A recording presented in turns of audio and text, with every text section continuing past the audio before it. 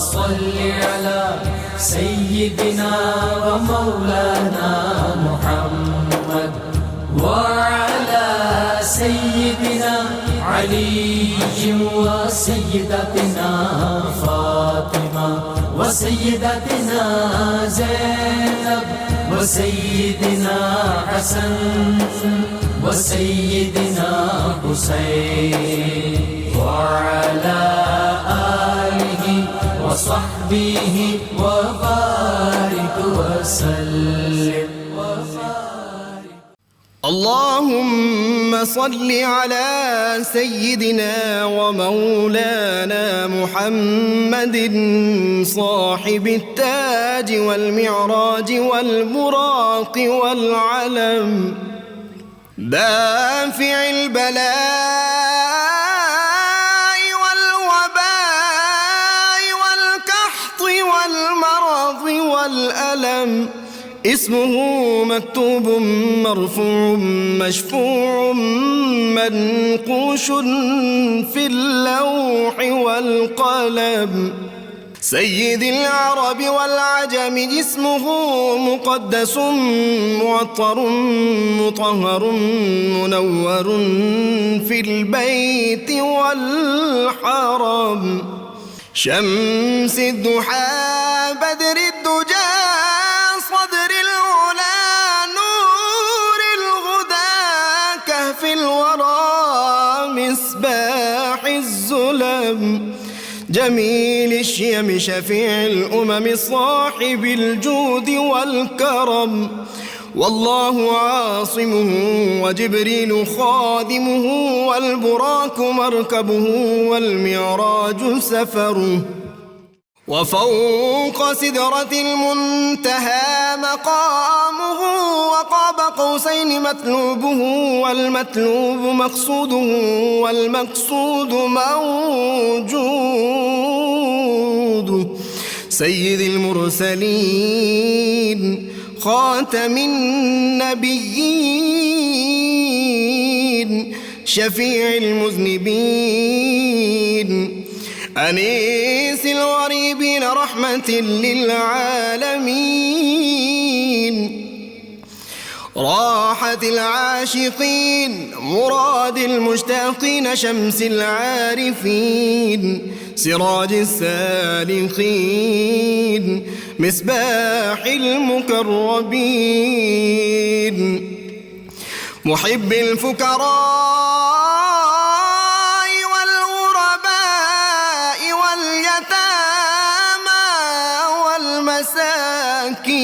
والمساكين سيد الثقلين نبي الحرمين إمام القبلتين وسيلتنا في الدارين صاحب قاب قوسين محبوب رب المشرقين ورب المغربين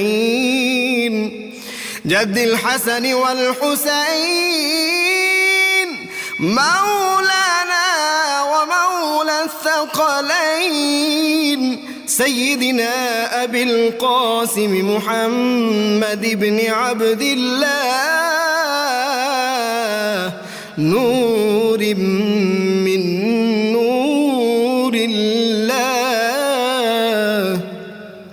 يا أيها المشتاقون بنور جماله بلغ العلا بكماله كشف الدجى بجماله حصنت جميع خصاله صلوا عليه وآله وأصحابه وسلموا تسليما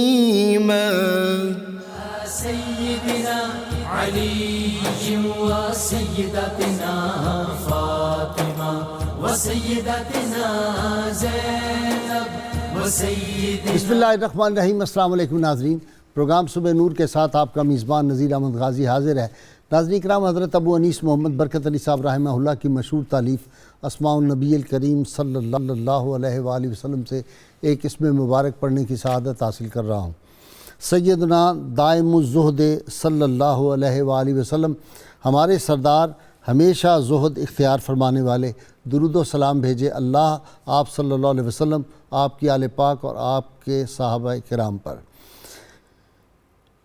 سید عمر فاروق رضی اللہ عنہ بیان کرتے ہیں کہ حضور نبی کریم صلی اللہ علیہ وآلہ وسلم نے ارشاد فرمایا، اللہ تعالیٰ کے بندوں میں سے بعض ایسے بھی ہیں جو نہ تو نبی ہیں اور نہ ہی شہید، لیکن اللہ تعالیٰ کے نزدیک قیامت کے دن ان کا جو درجہ ہوگا اسے دیکھ کر نبی اور شہید ان کی تحسین کریں گے۔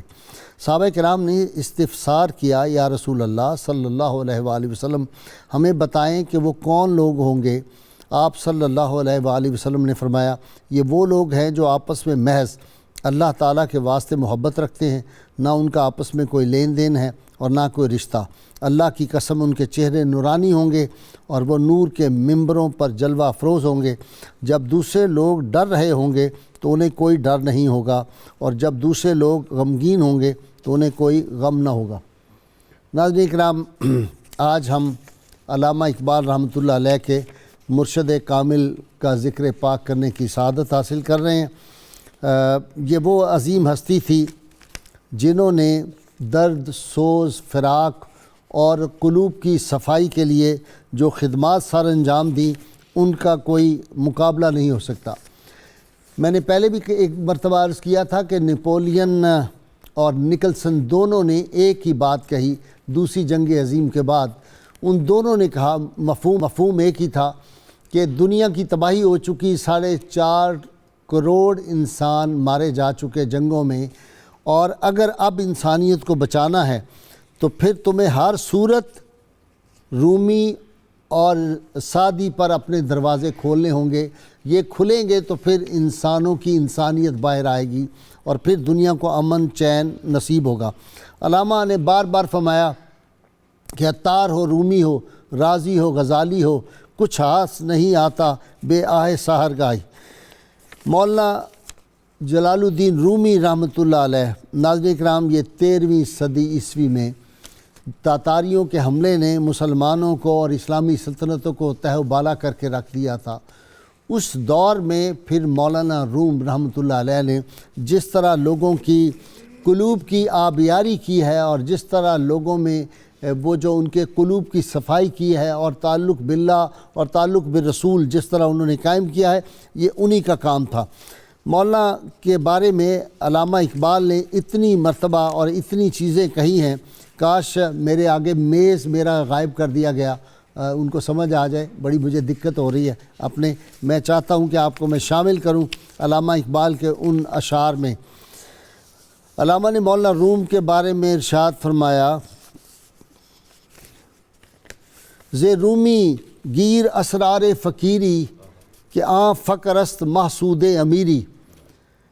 رومی سے فقیری کے راز و نیاز اور اسرار سیکھ، اس کے فقر پر امیری رشک کرتی ہے، اور فرماتے حضر زاں فقر و درویشی کے از وے رسیدی بر مقام سر بزیری۔ ایسے فقر و درویشی سے پرہیز کر جس کی وجہ سے غیرت و حمیت کا سر جھکانا پڑے۔ صحبت پیر روم سے مجھ پہ ہوا یہ راز فاش، لاکھ کلیم سر بجیب ایک کلیم سر بکف۔ اور پھر فرماتے ہیں کہ مقام ذکر کمالات رومی و عطار، مقام فکر مقالات بو علی سینا۔ اور پیر رومی مرشد روشن ضمیر، کاروان عشق و مستی راہ امیر۔ پیر رومی خاک راہ اکسیر کرد، از غبارم جلوہ تعمیر کرد۔ پیر رومی جو ہے اس نے خاک کو اکسیر بنا دیا ہے، میرے خس و خاشاک سے کئی جلوے اس نے ظاہر کر دیے ہیں۔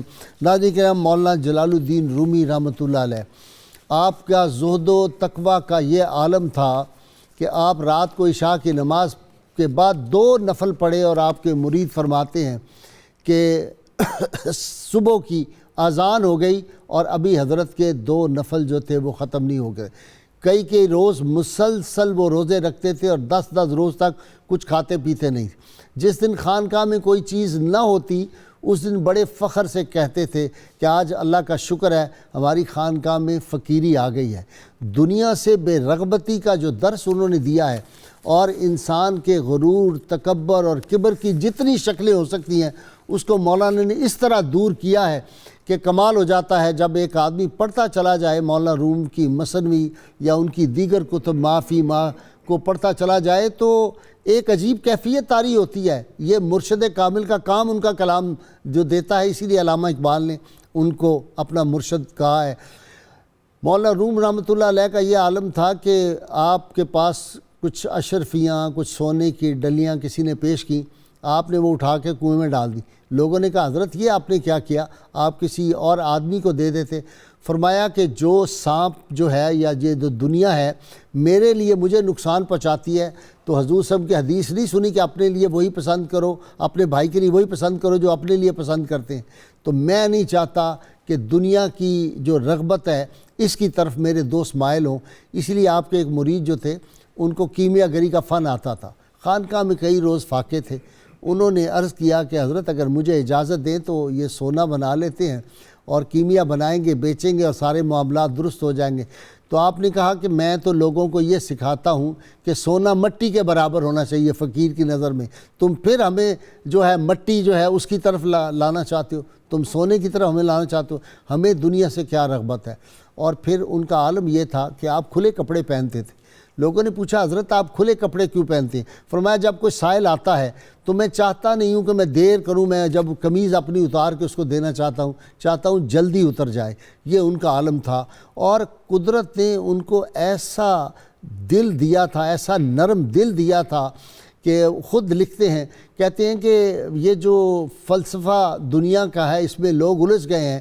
مولانا روم کو اللہ تعالیٰ نے ایک خاص خوبی عطا کی تھی، ان کے پاس زمین کا فلسفہ بھی تھا، آسمان کی دانش بھی تھی، اور اس کا ایک حسین امتزاج تھا، لیکن الٹیمیٹلی وہ کہتے تھے کہ آسمان کی دانش ہی آدمی کے کام آتی ہے۔ آج میرے ساتھ شریک گفتگو مولانا روم اللہ علیہ کے یوم وصال کے حوالے سے جناب پروفیسر ڈاکٹر معین نظامی، ڈاکٹر صاحب فارسی میں ایک مقام ہے آپ کا ڈاکٹر صاحب کا، اور اتھارٹی ہیں، ان کے سامنے اشعار پڑھنے جو ہے وہ بڑا مشکل کام ہے اور گستاخی ہو جاتی ہے۔ ان کے ساتھ مولانا روم کے عاشق، بڑے مشہور شاعر، ادیب اور صوفی اور پیر انوار حسین جلوانوی، مولانا روم کی مثنوی اس خوبصورت انداز سے پڑھتے ہیں، اور ان کے ساتھ ماہر اقبالیات مولانا روم کے مرید پر جن کی بڑی ان کے کلام پر بڑی نظر ہے، ماہر اقبالیات جناب ڈاکٹر طاہر امین تنولی۔ آپ تینوں کا بڑا شکریہ۔ بہت عنایت ہے ڈاکٹر صاحب کچھ ہم نے ہمت کر کے آپ کے سامنے بھی شعر پڑھی دیے مولانا روم کے۔ بس میں تو اس وقت چاہ رہا تھا کہ اجازت لے کے واپس چلا جاؤں، ایسے خوبصورت آپ اشعار پڑھ رہے ہیں۔ اتنے غلط پڑھے؟ نہیں کام آپ نے سنبھال لیا ہے۔ جی جناب۔ آپ صدیقی خاندان سے تعلق رکھتے تھے، اور آپ کی ولادت ہوئی ہے بلخ میں جو آج کل افغانستان میں ہے۔ جی آپ کے والد ماجد کا اسم گرامی تھا بہاؤالدین ولد، ماشاءاللہ، اور سلطان العلماء کے لقب سے جانے پہچانے جاتے تھے اپنی علمی اور روحانی حیثیت اور شخصیت کی وجہ سے۔ ٹھیک، دور دور کے خطوں تک ان کا شہرہ پہنچا ہوا تھا، اور ان کے عقیدت مندوں کی ایک کثیر تعداد موجود تھی۔ وہ علاقہ تھا سلطان محمد خوارزم شاہ کا، اور وہ تاتاریوں کی ایک طرح سے سرحد پر وہ واقع تھا۔ ٹھیک، اور خوارزم شاہی سلطنت نے بہت علماء کی قدردانی بھی کی، دانشوروں کی بھی۔ ان میں ایک ہے حضرت امام فخر الدین رازی رحمۃ اللہ علیہ بھی، جو صاحب تفسیر کبیر ہیں۔ وہ کیا ہے، ہارا ہے رازی، جیتا ہے رومی۔ جی ایسا ہی ہے، ایسا ہی ہے۔ تو وہاں حضرت جلال الدین رومی کے والد ماجد کو حسد جیسے بڑی شخصیات سے ہو جاتا ہے، وہ اہل علم ہوں، اہل عرفان ہوں، ہر دور میں ہوتا ہے۔ ہر دور میں ہوتا ہے، ہمیشہ۔ اچھا، میں نے تو دیکھا جو آپ کے ساتھ بھی رہتے ہیں نا اہل علم کے کچھ دیر، وہ بھی محسود، وہ بھی وہ بندہ بن جاتا ہے، جی، حاسد بن حاسد جاتا ہوتے ہیں وہ۔ تو ایسی صورتحال پیدا ہوئی کہ آپ کو وہاں سے ہجرت کرنی پڑی بلخ سے، اور کچھ تاتاری حملوں کا اندیشہ بھی تھا، ایک بے امنی کی فضا تھی۔ تو وہ خاندان وہاں سے ہجرت کرتا ہوا، مختلف علاقوں سے گزرتا ہوا، آخر کار بغداد اور اس کے بعد پھر قونیہ میں سیٹل ہو گئے، جو آج کل ترکی میں ہے۔ وہیں آپ کا مزار مبارک بھی ہے۔ آپ کی ابتدائی تعلیم و تربیت آپ کے والد ماجد کے زیر نگرانی ہوئی، اور آپ کے والد ہی کے ایک مرید اور خلیفہ سید برہان الدین محقق ترمذی رحمۃ اللہ علیہ، یہ ایک طرح سے اتالیق تھے حضرت رومی کے۔ اور بہت بعد میں یہ اپنے شیخ کے وصال کے بعد حضرت محقق ترمذی قونیہ پہنچے، جب مولانا جلال الدین رومی اپنے ظاہری علم کی تحصیل میں مصروف تھے، اور وہاں جا کر سید برہان الدین محقق ترمذی نے فرمایا کہ مجھے خواب میں اپنے شیخ ملے ہیں، اور میں نے ایک آواز سنی ہے کہ انتقال ہو گیا ہے حضرت سلطان العلماء کا، اچھا، اور جلال الدین رومی کو روحانی رہنمائی کی ضرورت ہے، تو میں آ گیا ہوں واپس۔ وہ جو قافلے نے ہجرت کی تھی تو خراسان کے بہت سارے درویش جو عقیدت مند تھے اس خاندان کے، وہ بھی آپ کے ساتھ گئے تھے، اور ان سب کے خاندان بھی کونیا ہی میں آباد ہوئے۔ اور وہ جو قبرستان ہے مولانا جلال الدین رومی کے مزار مبارک کے اطراف میں، وہاں بہت سارے ایسے خانوادوں کے اکابر دفن ہیں جو آپ کے ساتھ ہی گئے تھے۔ وہ جو ایک عجیب و غریب اور غیر معمولی شخصیت حضرت مولانا رومی کی ہے، جو عشق و مستی کی ایک علامت بھی ہے اور رسول اللہ صلی اللہ علیہ وسلم سے وابستگی کا بھی ایک اظہاریہ ہے، اور علم و ادب کی دنیا میں خصوصاً فارسی شاعری میں اور فارسی نثر میں جو ان کے کارنامے ہیں اور جن کے جتنے اثرات ہیں ان کے، وہ ہمیشہ یاد رکھے جائیں گے۔ جنوبی ایشیا میں ان کے بہت اثرات ہیں، پاکستان، ہندوستان، بنگلہ دیش، یہ سارا خطہ اور اس کی ساری مقامی زبانیں، ان پر آپ کے افکار کے اثرات بھی ہیں اور آپ کی زبان اور بیان کے اور آپ کی شخصیت کے بھی۔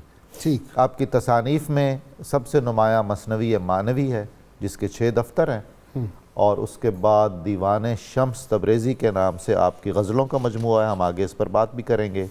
آپ کے ملفوظات کا مجموعہ ہے، فیہ ما فیہ، آپ کے مکتوبات کمپائل کیے گئے ہیں۔ اللہم صلی علی سیدنا و مولانا محمد وعلی سیدنا علی و سیدتنا فاطمہ و سیدتنا زینب و سیدنا حسن و سیدنا حسین وعلى آله وصحبه وبارك وسلم اللهم صل على سيدنا ومولانا محمد وعلى سيدنا علي وسيدتنا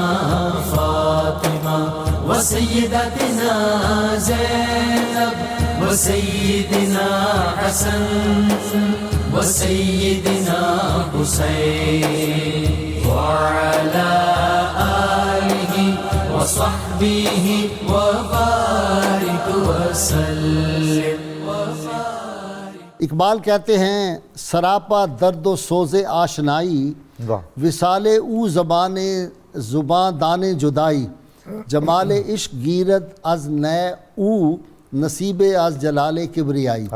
رومی کا کلام درد و سوز محبت ہے، اس کا وصل ہجر کا ترجمان ہے، اس کے نغموں کی بدولت جمال عشق جلال کبریائی کی شان رکھتا ہے، اور گرا از کار این ناکارہ وا کرد، غبار رہ گزر راہ کیمیا کرد، نئے نئے نواز پاک بازے مرا با عشق و مستی آشنا کر۔ کیا کہنے، اس نے مجھ جیسے ناکارہ کی مشکلات حل کر دی ہیں، رومی نے مجھ جیسے غبار راہ کو کیمیا بنا دیا ہے، اس پاک باز نئے نواز کے نغموں نے مجھے عشق و مستی کی دولت سے آشنا کر دیا۔ جی بسم اللہ الرحمن الرحیم۔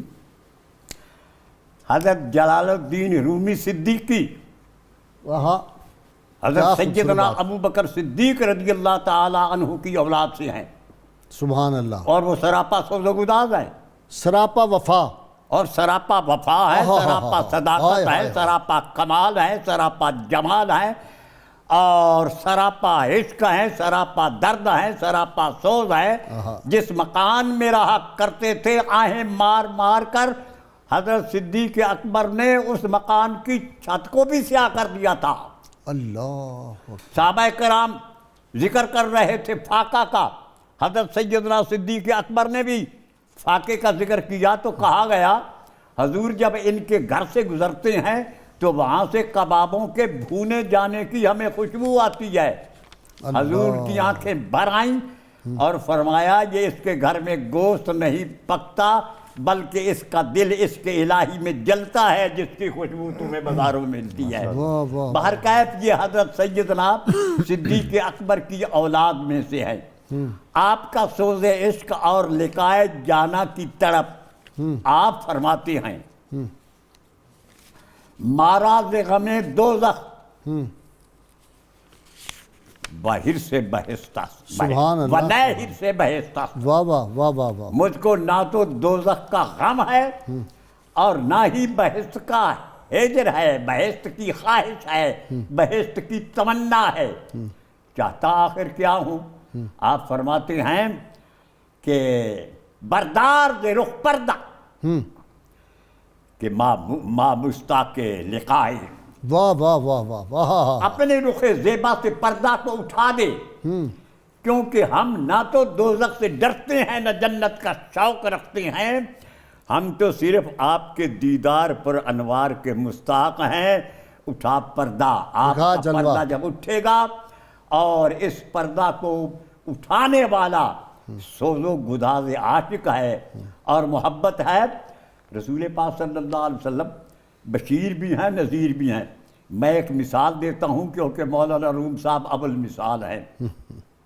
घोड़े को जब सिधाते हैं ना चुकूक में या शहरों में, तो उसके आगे निहारी उसको कहते हैं, उसका खाना रखते हैं, उसको खाना दिखाते हैं, और पीछे से एक ऐसा होता है आदमी जिसके हाथ में चाबक होता है।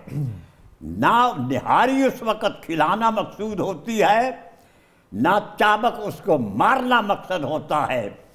मकसद ये होता है कि घोड़ा नाचे और अपने आका के फरमान के मुताबिक हाथ पाँव हिलाए। ठीक ऐसे ही बशारत जो है जन्नत की, और जो डराया गया है दोज़ख से, वाह वाह। आप फरमाते हैं कि उसका मकसद जो है वो ये है कि महबूब की तरफ वो नाचे, जिस तरफ वो चाहे उस तरफ वो जो बंदा है, खुदा है, वो फिरता जाए। मोम का बन जाए। हाँ जी, मोम का बन जाए, जिधर का मालिक बन जाए, चाहे उधर। या वो मुर्दा बन जाए, मैयत बन जाए। जैसे गस्साल के हाथ में मैयत होता है, वो चाहे तो उसको दाएं तरफ करे, चाहे तो उसको बाएं तरफ करे, और अगर मुर्दा अपनी हरकत का इजहार करे तो उसको ना नहलाया जाता है ना उसको साफ किया जाता है। अच्छा जी, डॉक्टर साहब, हालांकि उनके मौके थे, शाही दरबारों में जा सकते थे, बड़े बड़े बादशाह उनके अकीदतमंद थे, लेकिन एक दफ़ा एक बहुत बड़ा अफसर आया, वो आपका अकीदतमंद था उस ज़माने का, तो वो काफ़ी अरसे के बाद आया। कहने लगा मैं माजरत खा हूँ कि काफ़ी देर बाद हाजिर हुआ। फरमाने लगे तुम मेहरबानी करते हो और ज़रा कम आया करो और देर के बाद आया करो। इसी तरह एक दफ़ा आपका एक मुरीद जो था, वो एक बहुत गवर्नर को लेके आ गया आपसे मुलाकात के लिए, तो आप जब उसको देखा कि अंदर दाखिल हो रहा है तो आप बाथरूम में चले गए और उधर बैठे रहे, बहुत देर तक बैठे रहे। वो तंग आके वापस चला गया, तो उन्होंने कहा हज़रत आपने इतनी देर लगा दी। फरमाया मैं सेहत खाने में था, वहाँ बैठना ज़्यादा बेहतर है बशर्ते कि साहिबान इक़्तिदार के पास साहिबान बैठे। इक़्तिदार। ओए होए होए, तौबा। जी भाई साहब, ये जो तरजीहात हैं सूफिया की कि वो अल्लाह को और अल्लाह की कुर्बत को दुनियादारों की कुर्बत पर तरजीह देते हैं, और दुनिया से दूरी तो उनके हर कौल, अमल, फ़ेल और उनकी हर अदा से नुमायाँ होती है।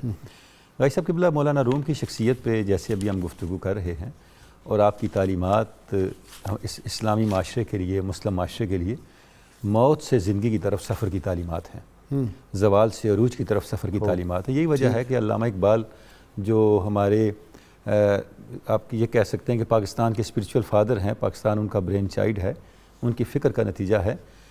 वो जिस शख्सियत से सबसे ज़्यादा इंस्पायर हैं, यानी कुरून उला की बात की शख्सियात में, उनमें शायद सर फरिश्ता मौलाना रूम को रखेंगे कि आखिरी वक्त में भी अल्लामा इकबाल के पास कुरान मजीद और मसनवी ही थे जो हर वक्त उनके मुताले में होते थे। ठीक, उसका सबब मौलाना रूम की तालीमात है। अल्लामा फरमाते हैं कि मौलाना ने हमारे लिए क्या मैसेज छोड़ा है। हम खूब महसूस हैं साहिल के ख़रीदार, एक बहरे पुर आशोब पुर असरार है रूमी, तू भी उसी काफ़िला शौक़ में इकबाल, जिस काफ़िला शौक़ का सालार है रूमी, इस असर को भी उसने दिया है कोई पैगाम। कहते हैं चिरागे रहे अहरार है रूमी, कि रूमी हक तक के मुतलाशियों के रास्ते का चिराग है। बात आपने कर दी और आपको पहले ही तकलीफ है। शेर भी आपने ऐसे ही पढ़ दिया आज। तो अब के अल्लामा कहते हैं कि ये रूमी, इसने हमें क्या पैगाम दिया है, ये सवाल उठाते हैं, अब जवाब रूमी देते हैं। मसनवी का दफ्तर पंजम है, उसमें से अशार लेके आए हैं और रूमी की ज़ुबान से अल्लामा जवाब देते हैं कि पैगाम क्या है इस ज़माने के लिए। हर के का हो जो खुरद कुर्बान शबद, हर के नूरे हक खुरद कुर्आन शबद। رومی کہتے ہیں میرا آپ کے لیے پیغام یہ ہے، اگر تم نے گھاس کھانا ہے، گندم اور جو کھانی ہے، تو پھر تم نے چھری کے نیچے آنا ہے، ہائے ہائے ہائے، تم نے پھر قربان ہونا ہے، اور اگر تمہاری غذا نور حق ہے تو پھر تم قرآن بن جاؤ گے اور قرآن کو زوال نہیں۔ واہ واہ، مطلب کیا ہے؟ مولانا فرما یہ رہے ہیں انسان صرف خیال کا نام ہے۔ اے برادر تو ہما اندیشائی ماں بقا استخوان اور ریشائی، ہے بھائی تو صرف خیال کا نام ہے، باقی تو گوشت اور ہڈیوں کا ڈھیر ہے جو جانوروں کے پاس بھی ہوتا ہے۔ ہائے ہائے ہائے، اب خیال نے ہائے ہی ہائے ہائے، دنیا کھانی ہے، خیال نے ہی تصور حق کو کھانا ہے۔ واہ واہ، مولانا فرماتے ہیں جس خیال کی ترجیح دنیا ہے اس کا انجام فنا ہے۔ واہ واہ واہ، جو خیال کا ہو جو کھا رہا ہے، گھاس اور گندم اور جو کھا رہا ہے، جس خیال نے اپنا قیام اس دنیا کو بنا لیا ہے اس کا انجام فنا ہے، زمانے کی چھری نے اسے ذبح کر دینا ہے۔ اور جس خیال نے اپنی ترجیح ذات حق کو بنایا ہے بقا اس کا مقدر ہے۔ تو یہ جو تعلیم ہے مولانا کی، علامہ کو آپ دیکھیں تو علامہ نے اسی تعلیم کو پھر آگے نئے انداز کے ساتھ پہنچایا ہے اور نئے انداز سے آگے اس کا ابلاغ کیا ہے۔ انسان کی جو تربیت ہے نا، اس کی قلبی اور اس کا تزکیہ، یہ مولانا نے ایسے ایسے اس کے طریقے اور ایسی ایسی مثالیں صاحب آپ دیکھیں اس وقت جب 2007 میں مولانا کی 800ویں سالگرہ منائی گئی، یونیسکو نے اس کو مولانا کا سال قرار دیا تھا، تو اس موقع پہ تجزیے ہوئے، بہت سروے کیے گئے، اور یہ تحقیق سے ثابت ہوا کہ دنیا میں سب سے پاپولر پوئٹ اگر کوئی ہے تو مولانا روم ہے، اور سب سے زیادہ بکنے والی کتاب قرآن حکیم کے بعد مولانا روم مثنوی کا ہے۔ مثنوی پہ مثنوی تو ایک طرف رہ گئی بھائی صاحب کے بلا، مولانا پر لکھی جانے والی کتابیں وہاں اس کا بھی کوئی حساب، تھاؤزنڈ دنیا میں بکتی ہیں جو مولانا پہ کتاب لکھ دی جائے۔ انگریزی اور فرانسیسی میں اتنی اب اس کا کتابیں سبب ہیں۔ کیا ہے؟ اس کا سبب کیا ہے؟ اس کا سبب بھائی صاحب قبلہ یہ ہے کہ مولانا نے انسانی مزاج کی نبض پہ ہاتھ رکھ کے باتیں کی ہیں، یعنی جہاں انہوں نے جا کے کلام کیا، انسانی شعور کو جہاں جا کے خطاب کیا ہے، جب آپ مولانا کی بات سنتے ہیں آپ کو لگتا ہے یہ آپ کی بیماریوں کا علاج بیان ہو رہا ہے، ایسے ہی ہے، آپ کی بنیاد کو مستحکم کیا جا رہا ہے۔ اچھا، اس سے اگلی بات یہ ہے کہ مولانا نے دنیا کے مشکل ترین اسرار جو ہیں ان کو اتنی آسان مثالوں میں بتا دیا ہے، واہ واہ، اور موجود حقائق کی ایسی تعبیر و تشریح کی ہے کہ آپ بہت مشکل باتوں کو بہت آسانی سے گریسپ کرنے لگتے ہیں۔ ڈاکٹر صاحب understand کرنے مولانا فرماتے ہیں نااہل سے محبت کرنے کا انجام ہمیشہ ذلت، رسوائی اور ہلاکت ہے۔ نااہلوں کے پاس بیٹھنے بھائی صاحب کا، آپ دیکھیں اس نے حنانہ کا واقعہ ہم پڑھتے ہیں، سیرت کی کتابوں میں ہے، علماء سے بھی سنتے ہیں کہ مسجد نبی میں ایک ستون تھا جس کا جب آپ صلی اللہ علیہ وسلم کا ہجر ہوا تو وہ رونے لگ گیا، یہ پورا واقعہ ہے۔ اب ہمیشہ یہ واقعہ سنتے ہیں، اب مولانا اس واقعے کو بیان کر کے کیا فرماتے ہیں؟ پورے واقعے کے بعد فرماتے ہیں، اس کو مثال دیتے ہوئے فرماتے ہیں ایک جگہ پہ، فلسفی کی وہ منکر حنان است از ہوا سے انبیاء بیگانہ است۔ واہ واہ، فلسفی جو کہتا ہے حنانہ کا واقعہ ناممکن ہے، اسے پتہ ہی نہیں ہے کہ انبیاء کو کچھ ایسی حص دی گئی ہے جو عام لوگ جس سے محروم ہیں، واہ واہ واہ، اور یہ وحی کو قبول کرنے والی حص ہے۔ اللهم صل على سيدنا ومولانا محمد وعلى سيدنا علي وسيدتنا فاطمة وسيدتنا زينب وسيدنا حسن وسيدنا حسين وعلى آله وصحبه وبارك وسلم اللهم صل على سيدنا ومولانا محمد وعلى سيدنا علي وسيدتنا فاطمة وسيدتنا زينب وسيدنا حسن وسيدنا حسين وعلى آله وصحبه وبارك وسلم۔ اقبال نے کہا ہے اقبال ہے، ز فیض او گرفتم اعتبارے کہ با من ماہ و انجم ساز کردن، سبحان مجھ پر دل کے دروازے کھول دیے گئے ہیں رومی کے کلام سے، میری خاک سے ایک نیا جہاں تعمیر ہو گیا ہے، اور میں نے رومی کے فیض سے وہ مرتبہ پایا کہ اب چاند ستارے میری موافقت میں چلنے لگے۔ کیا بات ہے، جی۔ سبحان اللہ سبحان اللہ۔ غازی صاحب حکمرانوں کا کافی تعلق رہا مولانا سے، جلال الدین رومی سے. مولانا نے بھی ان پر بہت شفقت کی اور ان کی تربیت بھی کی، بہت ساروں کو نصیحتیں بھی کیں، بہت سارے خط موجود ہیں آپ کے مختلف حکمرانوں کے نام، لیکن وہ سارے کے سارے خط خدمت انسانیت کے لیے ہیں، مختلف ضرورت مندوں، محتاجوں اور مسکینوں کی حاجت روائی کے سلسلے میں. ایک صاحب تھے جو وزیر اعظم تھے اپنے عہد کے، معین الدین پروانہ ان کا نام تھا، اور وہ مقتدر ترین وزیروں میں شمار ہوتے تھے. ٹھیک. ان کا بہت دلی لگاؤ تھا حضرت رومی سے. ٹھیک. اور ان کی جو بیگم صاحبہ تھیں ان کو گرجی خانم کے نام سے یاد کیا جاتا ہے کہ وہ جارجین تھیں. وہ بھی خانقاہ شریف سے بہت وابستہ تھیں. تو اب پروانہ جو اتنا عزیز بھی ہے اور اتنی کثرت سے آتا بھی ہے، ایک بار اس نے بھری مجلس میں کہا حضرت مولانا سے کہ کچھ ارشاد فرمائیے، نصیحت فرمائیے. آپ نے مجلس ہی میں کہا، حق گوئی کا عالم دیکھیے، آپ نے فرمایا کہ آپ نے قرآن کریم پڑھا ہے سارا، اس پر آپ نے کتنا عمل کیا ہے. پھر آپ نے فرمایا کہ آپ نے حضرت مولانا صدر الدین قونیوی سے مصباح الاحادیث کا درس لیا ہے. رسول اللہ کے کلمات، آپ کے ارشادات آپ نے پڑھے ہیں، اے معین الدین پروانہ، آپ فرمائیے کہ ان پر آپ کا کتنا عمل ہے. ایسے میں آپ جلال الدین رومی سے کہتے ہیں کہ کچھ ارشاد فرمائیے. واہ واہ واہ.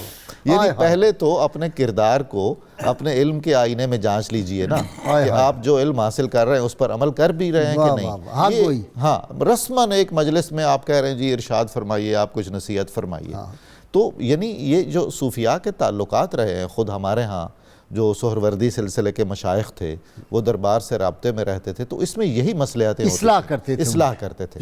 اچھا جی بابا جی، علامہ اقبال کہہ رہے ہیں رومی کے بارے میں، بغیر ساغ رش آن لال رنگے کہ تاثیرش دہد لال بسنگے، غزال را دل شیر ببخشد سبحان اللہ، بشوئے داغ از پشتے پلنگے. سبحان اللہ. میں نے رومی کے اس پیالے میں وہ سرخ رنگ کی شراب بے لے جس کی تاثیر پتھر کو بھی لال بنا دیتی ہے، نو عمر ہرن کو وہ شیر جیسا دل بخش دیتی ہے، اور چیتے کی پشت پر سے داغ دو ڈالتی ہے. میں نے یہ کلام اس کا پڑھا ہے. یہ جو علامہ اقبال صاحب پہ اثر ہوا ہے، یہ ان کے کلام کا منبع کیا ہے؟ مولانا روم صاحب کہ یہ جو ساری مصنوی شریف ہے اس کا مخزن اور مطلع کیا ہے؟ وہ ہے عشق.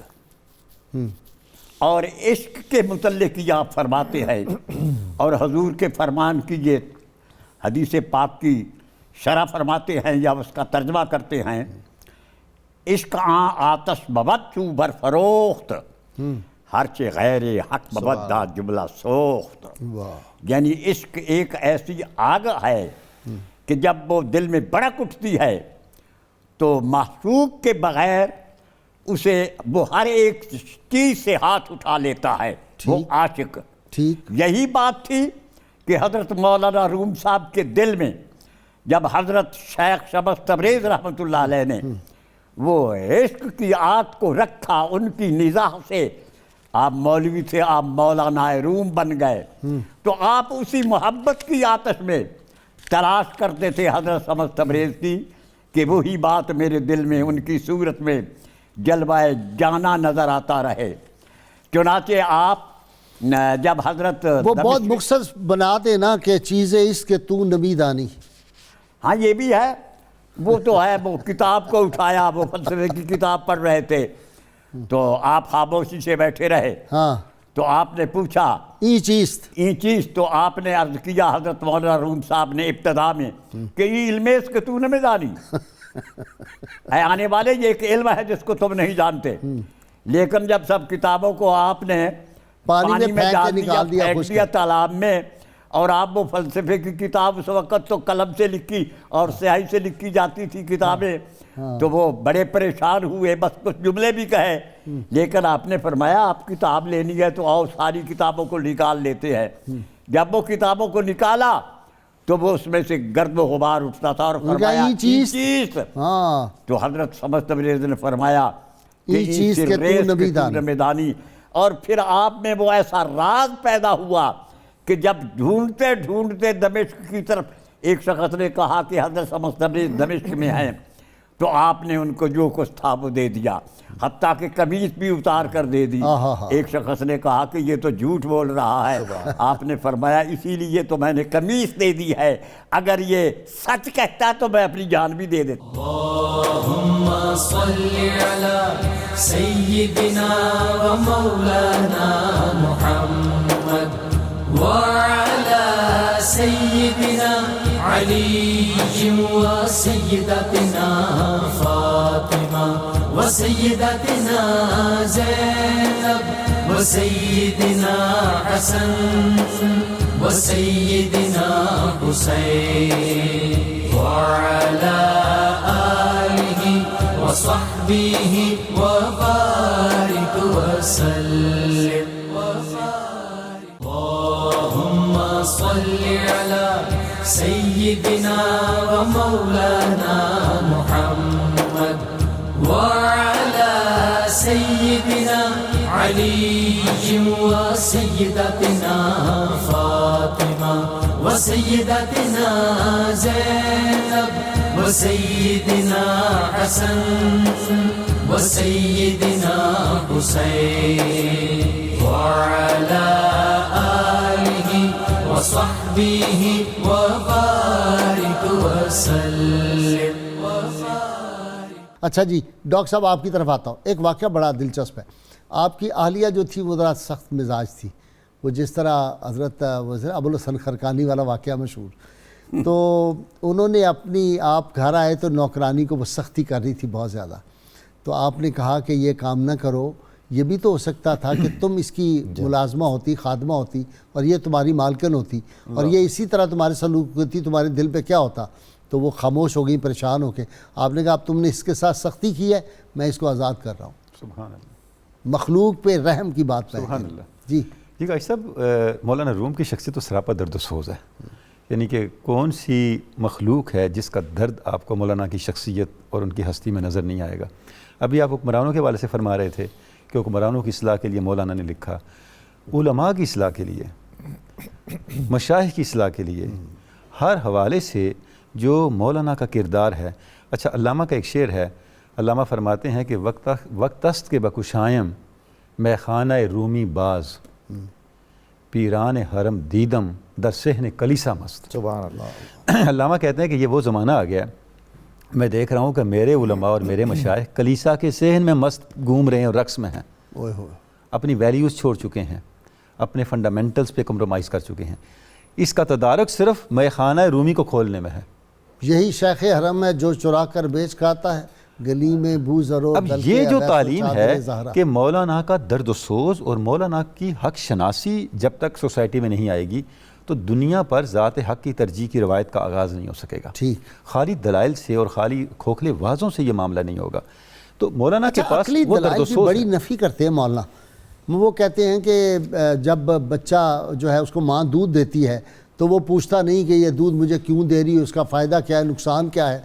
تو رسول اللہ صلی اللہ علیہ وسلم اپنی امت پر کئی ماؤں سے، سینکڑوں ماؤں سے زیادہ مہربان اور شفیق ہیں۔ جب وہ کہتے ہیں کہ اللہ کی طرف آؤ تمہاری نجات اس میں ہے، تو ہم کہتے ہیں وہ کیسے ہوگا، وہ کیا ہوگا، ہم کیسے آئیں، مولانا کیوں کے آئیں؟ آپ دیکھتے ہیں نا، مولانا نے عقلی دلائل کی نفی نہیں کی لیکن عقلی دلائل کو حتمی قرار نہیں دیا۔ اچھا، مولانا فرماتے ہیں عقل کی ایک حد ہے نکل جا عقل کی حد سے آگے کہ یہ نور، جیسے اقبال نے کہا کہ عقل پر اس سے زیادہ بوجھ نہ ڈالو، اچھا عقل پہ اتنا بوجھ ڈالو جتنا وہ اٹھا سکتی ہے۔ آپ جو آنکھ سے سننے اور کان سے دیکھنے کی کوشش شروع کر دو تو یہ بہت بڑی غیر عقلی بات ہوگی۔ آنکھ کا نور دل کا نور نہیں، آنکھ کا اپنا منصب ہے، کان کا اپنا ہے، حس کا اپنا ہے، بعین ہی عقل بھی ایک حس ہے، ایک استعداد ہے، اس کی ایک حد ہے۔ اس سے آگے آپ نے انبیاء کی حس پہ چلنا ہے جو وہی ہے۔ دل بینا بھی کر خدا سے طلب، کہ آنکھ کا نور دل کا نور نہیں۔ تو اب مولانا آپ کو یہ کہتے ہیں کہ آپ جو زندگی کی آخری منزل ہے، زندگی کا جو سب سے بڑا آبجیکٹیو ہے، اس کا تعین آپ کی عقل نہیں کر سکتے، یہ بڑی محدود ہے۔ آپ کو ایک ایسی منزل چاہیے جو دنیا اور آخرت میں آپ کی کامیابی کی ضامن ہو، وہ صرف وہی سے میسر آ سکتی ہے، انبیاء کی ہدایت سے میسر آ سکتی ہے۔ اس کے لیے پھر وہ الگ سے استدلال لے کے آتے ہیں، ہمارے دائیں بائیں سے استدلال لے کے آتے ہیں۔ ایسی مثالیں دیتے ہیں چھوٹی چھوٹی باتوں سے۔ بھائی صاحب چھوٹی باتوں سے اتنا بڑا معنی کھڑا کر دیتے ہیں، اتنا بڑا معنی لے آتے ہیں۔ اب دیکھیں جیسا میں نے قرآن حکیم کا اسلوب ہے، قرآن حکیم بھی مثال سے بات کرتا ہے، قرآن حکیم بھی مکالمے کی صورت میں بات کرتا ہے، شاید کی مکھی سے، کیونکہ مثال کبھی آپ کو بھولتی نہیں ہے۔ مثال ایک ایسی چیز ہے، مثال ایک برتن ہے، معنی اس کے اندر مظروف ہے۔ جب برتن آپ کے ہاتھ میں ہونا تو کبھی نہ کبھی معنی پہ نگاہ پڑ جائے گی۔ صحیح، اگر برتن ہی آپ کے ہاتھ میں نہیں، اور برتن انسان کو کبھی نہیں بھولتا، واہ واہ، تو مثال کو جب آدمی پکڑ لیتا ہے تو جتنا آپ اس پہ غور کرتے جاتے ہیں اتنا ہی آپ پہ معنی کھلتا جاتا ہے۔ اب ایک میں مثال عرض کروں گا۔ مولانا کا کمال یہ ہے، انہوں نے موجود حقائق سے بھی معنی اخذ کیا، انہوں نے نئی تاریخی واقعات سے مثالیں دی اور خود بھی مثالیں وضع کر کے بیان کی تاکہ معنی کا ابلاغ ہو سکے، کہانیوں کی صورت میں بھی کی۔ مولانا کہتے ہیں کہ جیسے ہم نے خیال سے بات شروع کی، جیسے شروع میں نے عرض کیا کہ مولانا کیوں پاپولر ہے، ان کی بات انسانی شعور کی تربیت اس کے مزاج اور اس کے نفس کے مطابق کرتا ہے۔ ٹھیک، مولانا فرماتے ہیں کہ اے انسان تو سوچ، اللہ نے تجھے جو تخیل عطا کیا ہے اس کے اندر ایک یقین کا وصف ہے اور یہ بہت بڑی طاقت ہے۔ بات یہاں سے شروع کرتے ہیں کہ اللہ نے کائنات میں ہر چیز کو دوسری چیز کھانے والا بنایا، ہر شے دوسری کو کھا رہی ہے، ہر شے کو اللہ نے حلق عطا کیا ہے۔ انسان کو بھی پیدا کیا نا، حلق دیا تو وہ کھاتا ہے تو اس کے اندر صحت ہے، ہر چیز کو حلق دیا، ہر چھوٹی چیز بڑی چیز کو کھاتی جا رہی ہے۔ اب ایک اس میں فرماتے ہیں کہ حلق بخشید او اسائے عدل را خورد آ چنداں اساؤ حبل را، جس طرح اللہ نے موسیٰ علیہ السلام کے عصا کو حلق عطا کر دیا، اس نے جادوگروں کے سارے عصا کھا لیے، واہ، ساری رسیاں کھا لیں اور پھر ویسے کا ویسا رہا۔ یہ ساری باتیں کر کے جو درس دیتے ہیں، فرماتے ہیں مر یقین را چوں عصا ہم حلق داد تا بخورد او ہر خیال را کے ذات، اللہ نے تیرے یقین کو بھی ایک حلق دیا ہوا ہے، واہ واہ، جتنے خطرے ہیں ان کو کھا سکتا ہے۔ واہ واہ واہ واہ واہ، تیرا یقین عصائے موسیٰ کی طرح ہے، اس کا بھی ایک حلق ہے، اس کو پختہ کر، اس یقین کو پکڑ، یہ تمہارے وہم، تمہارے خطرات، تمہاری کمزوریوں کے ہر شے کو کھا جائے گا، اس سے تجھے وہ طاقت ملے گی اچھا جی کہ ڈاکٹر دنیا صاحب، میں متصرف ہو جائے گا۔ ایک جو انہوں نے فرمایا کہ میں نے قرآن حکیم کا سارا نچوڑ جوہر اور عرق اس کا نکال لیا ہے تو باقی دوسروں کے لیے چھوڑ دیا ہے، اس سے کیا مراد؟ اس سے مراد غازی صاحب یہ ہے کہ وہ ایسے غیر ضروری مباحث جو کلامی مباحث ہیں، اچھا، خدا ون تعالیٰ کی ذات اور اس کی صفات اور اس پر مباحث کہ یہ فلسفیوں کے لیے ہیں، اور شروع ہو گیا تھا نا اس دور میں، شروع یہ ہو بڑا گیا کام تھا چل رہا اور تھا، بہت معتزلہ اور بہت سارے یہ معاملات تھے۔ اب قرآن تقدیر پہ بڑی بحثیں ہو رہی ہیں، بالکل اور ایسا، انسان قیامت پہ بحثیں ہو مجبور رہی ہے ہیں، کہ مختار ہے، ملائکہ پہ بحثیں ہو رہی جی ہیں، ہاں، جنت دوزخ پہ ہو رہی بالکل۔ ہیں، صحیح، سوئی کے سوراخ سے بیک وقت کتنے فرشتے پار جا سکتے ہیں اور آر جا سکتے ہیں، اس کا کیا تعلق ہے دینیات سے؟ ہاں، تو اس حوالے سے حضرت رومی نے یہ کہا، اور جو روح دین ہے اور روح ایمان ہے، جو اخلاق محمدی صلی اللہ علیہ وآلہ وسلم ہے، وہ ہمیں مثنوی میں دکھائی دیتا ہے۔ صحیح، قرآن کریم کی روحانی تعبیر، تشریح اور تفسیر جتنی خوش اسلوبی سے مثنوی مانوی میں کی گئی، اس کی کوئی اور مثال نہیں ملتی۔ واہ واہ، اسی لیے پوری اسلامی دنیا میں مثنوی کو ایک محترم اور مقدس کتاب کے طور پر پڑھا جاتا ہے، صحیح، اور اس کی تشریحیں، تفسیریں دنیا کی ہر زبان میں موجود ہیں۔ صحیح، حسام الدین چالپی ان کے ایک محبوب مرید تھے، اور دوسرے زرکوب، صلاح الدین زرکوب صلاح رحمۃ الدین اللہ علیہ، زرکوب، شیخ صلاح الدین زرکوب رحمۃ اللہ علیہ۔ حسام الدین چالپی کی فرمائش پر مثنوی کا آغاز ہوا تھا، جی ہاں، اور بہت ہی دلچسپ ہے۔